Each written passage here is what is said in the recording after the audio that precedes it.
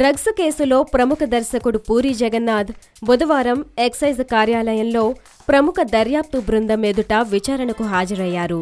తన కుమారుడు, సోదరుడు, న్యాయవాదులతో కలిసి ఆయన అబ్కారీ కార్యాలయానికొచ్చారు. ఎక్సైజ్ శాఖలోని సెక్షన్ 67 ప్రకారం ఆయనను సిట్ అధికారులు ప్రశ్నిస్తున్నట్లు సమాచారం. విచారణ గదిలో పూరీ జగన్నాథ్తో మరో నలుగురు ఉన్నట్లు తెలుస్తోంది. ఇక ఈ డ్రగ్స్ దందా మొత్తం పూరీ కేంద్రంగానే జరిగింది అనటానికి పక్కా ఆధారాలు దొరికాయని, నోటీసులు అందుకున్న అందరికీ పూరీతో క్లోజ్ నెట్వర్క్ ఉండడం, డ్రగ్స్ డీలర్ కెల్విన్ ఫోన్లో పూరీ మెసేజ్లే ఎక్కువగా ఉండడం, పూరీయే కెల్విన్ను అందరికీ పరిచయం చేసి వాళ్లకి డ్రగ్స్ సప్లై చేయించేవాడని ఈ విచారణలో అధికారులు ఒక నిర్ధారణకు వచ్చారు.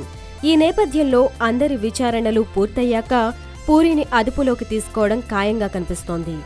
Excise commissioner Chandravadan, excise enforcement director Akun Sabharwal విచారణను పర్యవేక్షిస్తున్నారు. ప్రధాన నిందితుడు కెల్విన్ను అరెస్టు చేసిన ఇన్స్పెక్టర్ శ్రీనివాస్ కూడా విచారణలో పాల్గొన్నారు.